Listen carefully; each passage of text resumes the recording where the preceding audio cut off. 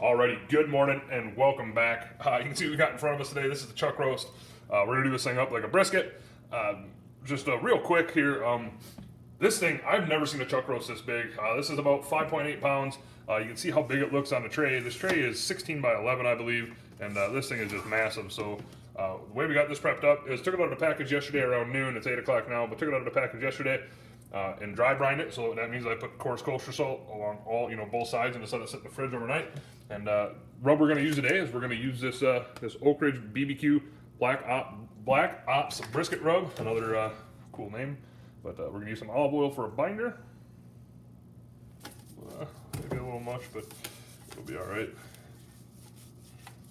Usually when I do longer cooks, because this probably will be a longer cook, but I do use a binder. It really just depends on the cut of the meat for me. And I just put that Black Ops brisket rub in a empty seasoning thing I had, a shaker. So we're gonna get both sides. Actually, sorry, the bottom side on this is already done, but we're gonna give it one coat here. We're probably gonna wait for about 5 minutes and then come back and give it another coat of rub. So besides that, once I get this thing rubbed down, it's gonna sit out probably for about 10 minutes before I throw it on the smoker. And yeah, that's about all I got. So we're gonna be cooking on the pits and spits today. We're gonna be cooking a little hotter because it's already 8 in the morning. This is almost a 6-pound chuck roast. And if I cook this thing low and slow, I can see this thing going 10 to 12 hours. So we're gonna cook at 275, and hopefully I'll cut that time in half.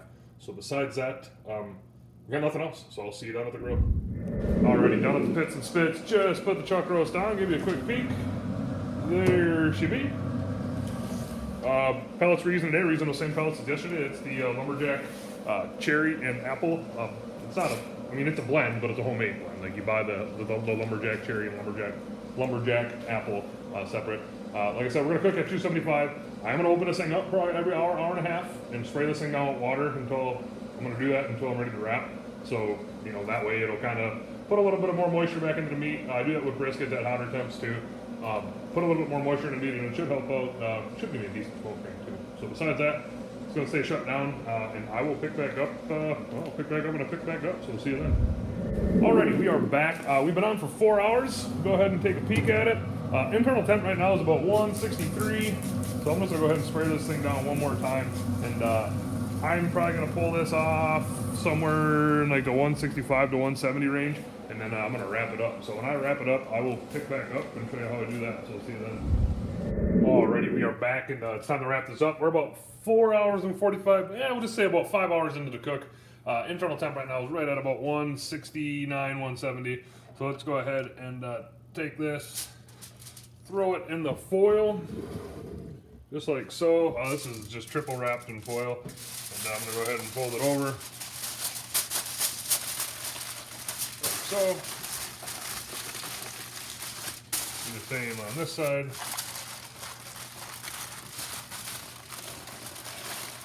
And then we're going to take some liquid here. The liquid we're going to put in with it. We're not going to put a lot in, but I do have some of this this beef consomme, I believe is how you say it. And we're just going to go ahead and pour maybe like a quarter to can in there. Not a whole heck of a lot. That'll probably be about good. And then this is going to get wrapped up, and it's going to go right back onto the pits and spits at 275 until probe tender. Probe tender on these is usually going to be right around like the 205 to 208 range, because we're going to slice this thing kind of the same way as you would slice a brisket. So go back on the smoker, and I will probably pick back up one more time when we're cutting into it. So we'll see you then. Alrighty, so we are back, and it's time to eat. Real quick over the cook times. Total cook time today of 7 hours. 4 hours, smoked at 275, and then 3 hours in the wrapping. Then I let it rest for another 2 hours, and here is the finished product. Pulled this off at an internal, I think it was about 202 or 203, and everything was probe tender.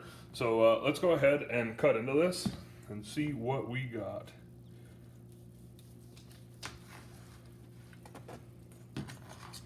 Here we go. There's chuck roast right there. Looking edible. Let's go ahead and take a few slices here and give this a try as well.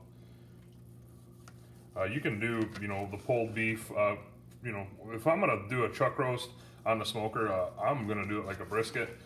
Just personal preference. I've done this pulled beef style before. It's good, but I prefer just cutting it in, up like slices and serving it with some potatoes. But there'd be the roast.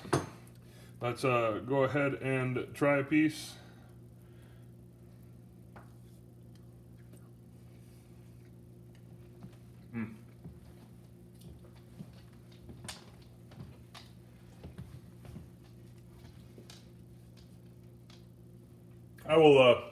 I'll go ahead and give that 2 big old thumbs up. That's really good. I really like that rub on there. Yeah, I got nothing else. For those of you that want to get into cooking briskets, and this is just my opinion, I could be wrong on this, but I kind of did this the same exact way I do briskets. This is a far cheaper piece of meat compared to a brisket, so if you want to get into briskets but you're afraid of it, get yourself some chuck roast and practice on that.